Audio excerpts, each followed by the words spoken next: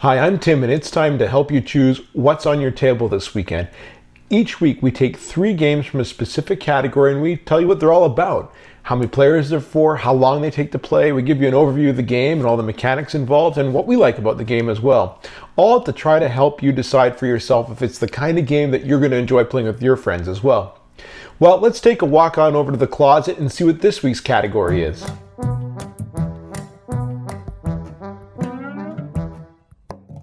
So a pretty nifty thing's been happening on the YouTube channel the last week or two, and that's that the video about games by Vital Lacerda has been getting a lot of views. So this week we're going to show you 3 more games by Mr. Lacerda to see if we can try to meet that demand.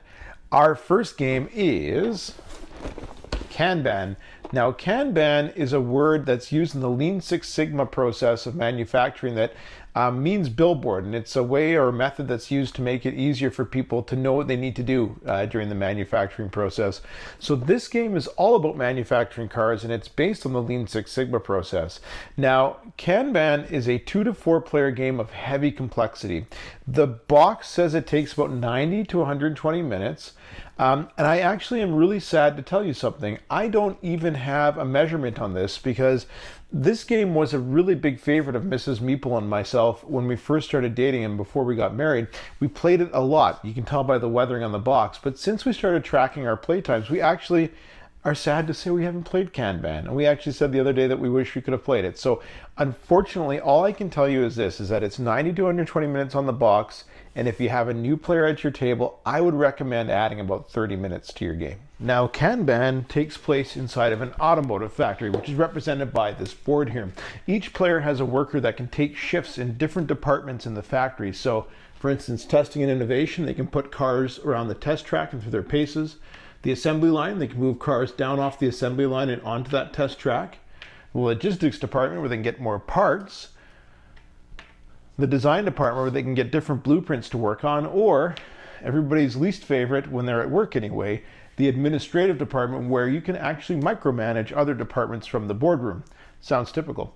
Now, throughout the game, each player is going to want to stay on the right side of their boss, represented by this pink meeple here. Her name is Sandra. Now, if Sandra's in a good mood, she's going to reward you for things that you're doing well. If you're playing and Sandra's in a bad mood, she's going to penalize you if you aren't doing things well.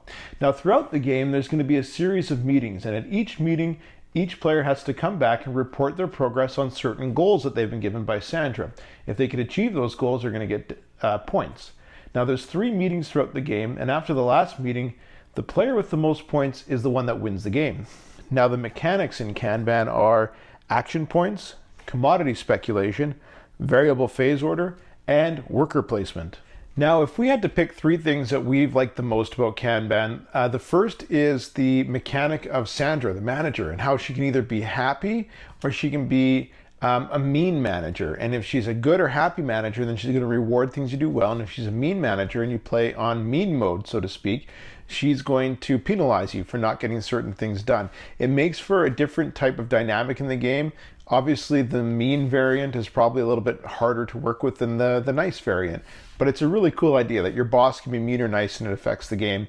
I also really enjoy the fact that it's based on Lean Six Sigma. Now, when I bought Kanban, I was actually doing a process optimization job at my day job, and so Lean Six Sigma is something I was interested in, and the fact that there was a game based in it really interested me.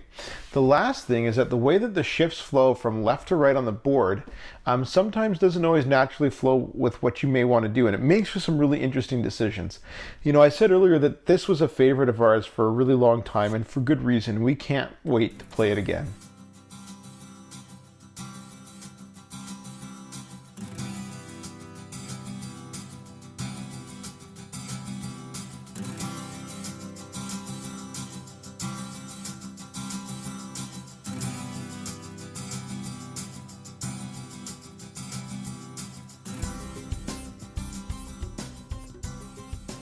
Well, for our next game, we're going to bring back one that we reviewed in our, I believe, 5th episode, which was the top games of 2020.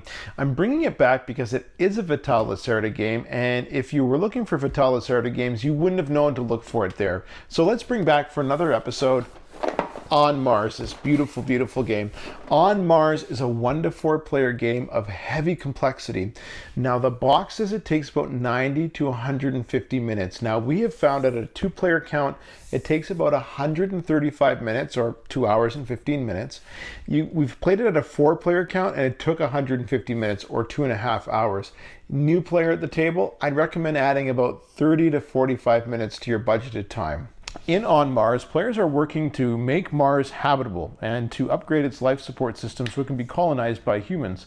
Now, at the beginning of every round of actions, players are going to decide if they want to take their actions either at the space station in orbit of Mars or on the surface of the planet itself. Now, when they're at the space station, they might choose to take on blueprints, which are going to help them build better buildings on Mars. They can take on new technologies, which is going to make it possible for them to do more things that can upgrade those technologies, or they can also gather resources to take back to the surface. Now, when they're on the surface, they could choose to build more buildings in the life support system, such as a power generator, greenery, water supply, oxygen, a mine. They can choose to build those blueprints that they got in orbit and to make those buildings more powerful or are able to do more things. They can hire scientists or take on contracts to complete certain objectives. They can move either a bot or a rover around the surface of Mars to help them complete things. Or they can also welcome more colonists by landing one of these rocket ships as well. Now, once the life support system gets to a certain level, the game ends, or it could also end as well, if all 3 of these missions are complete. Whoever has the most points at the end of the game wins the game of On Mars. Now, the mechanics in On Mars are drafting, tile placement, income, set collection, and area majority / influence. 3 things that we really enjoy about On Mars. First of all, look at this art. It's amazing, it's beautiful, and the game matches it. Everything in this box is a beautiful work of art, even just right down to the level of detail and thought put into the game trays inside of it. It's a wonderful game to look at, and it makes it a lot of fun and thematically great to play as well. We also really like the fact that your strategy needs to evolve from game to game with the different types of contracts and blueprints that get put out and the sequence that they get put out at. You can never really win with the exact same strategy every time, and that actually makes this a game that is fairly evergreen to play and gives it a lot of replayability factor as well. The last thing that I really like about this game is that it's just a time crunch from the beginning. You're just never ready for the game to end, and it's one of those games that when it does end, you really, really wish that you just had like 5 more turns to go. On the whole, this has been a great addition to our collection. It was one of the top games or most talked about games in 2020, and if you get a chance to play it, really easy to see why.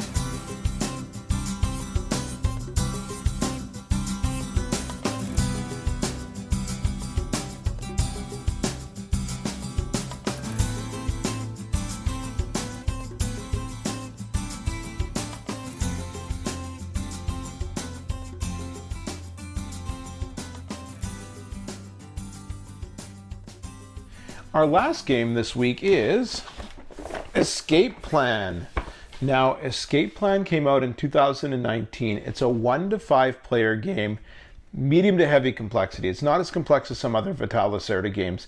Now, this game takes about 60 to 120 minutes to play on the box. We found now, granted, only at a 2-player count, it took about 80 minutes to play Escape Plan. Now, in Escape Plan, each player is a thief who successfully completed a heist. And since then, they've been laying low because they've hidden the money all over town, investing into different businesses or hidden it in their duffel bag. Now, at the beginning of each game, each player is going to find out which one of these businesses is hiding their money and how much of that money is in each of those businesses so they know where they need to target and go to get it back. Now, on their turn, players are going to add these tiles to the city and put them where they belong to match them up with the different types of terrain on the tiles that are already there. And that's going to bring different police officers into the game. Now, the police officers can hurt you. They can inflict wounds on you, which hamper your ability to get out of the city safely. Now, you can do different things as you go around the city because you're going to place tiles and then you're going to use your meeple here that looks like a thief to travel around. You can go to the businesses where you've put the money to try to get some of it back, and at the beginning you get a card that tells you where it all is. You can visit a safe house to lose some notoriety and employ a fixer for you, and you can also get a key there. Those keys you can then use in these lockers at a convenience store where you can also get gasoline to help you on your way, or you can also buy equipment to protect you from different types of police. You can also employ gang members that are going to help you along the way. You can go to a church to lose notoriety and to gain contacts. If you get wounded, you can go to a clinic. Or you can also go to a hospital if you get wounded at all. The bottom line is this, is that you're going to try to visit as many places in the city to get as much money as you can out while making it to an exit on time to make sure that you can get out safely with as much money as you can. Now, as you go around, some of that money is going to be hidden in a duffel bag like this, and it's a little shield where it hides so other players can't see where it all is. Now, whoever can get out of the city alive with the most amount of money wins. And as I alluded to, if you do not get out of the city in time, then you have no chance of winning, no matter how much money you have. Now, the mechanics in Escape Plan are area movement, card drafting, modular board, enclosure, and tile placement. Now, if I had to pick 3 things that I really enjoy about Escape Plan, first of all, it really did feel like a chase. Like, all throughout the game, I just felt like I was actually running away from somebody and I wasn't sure if I was going to make it out in time. So one thing that Vital Lacerda does really well is he's able to use different mechanics to actually make it feel like you're actually, playing out the theme of the game. And this game is no different. The detailed components were the second thing I really enjoy. I mean, the keys are actually metal keys if you had the Kickstarter edition. And I just, every Vital Lacerda game does a good job of this, but this one just seemed to do it particularly well with having really well themed components. The last thing I really like about Escape Plan is the hidden money in the duffel bag, because when you're trying to get out of the city, you don't really know what your opponents have, and that makes it tough. It makes it more tempting for you to try to stay in the city longer, which might jeopardize your ability to exit on time. So that extra hidden component now, it just makes it tougher to make those decisions. Now, usually I like games that have that hidden component because it just means you don't know who's going to win until the end. But in this case, it actually directly alters how much you're willing to try to push your luck before you get out of the city, and it makes it for a really fun experience.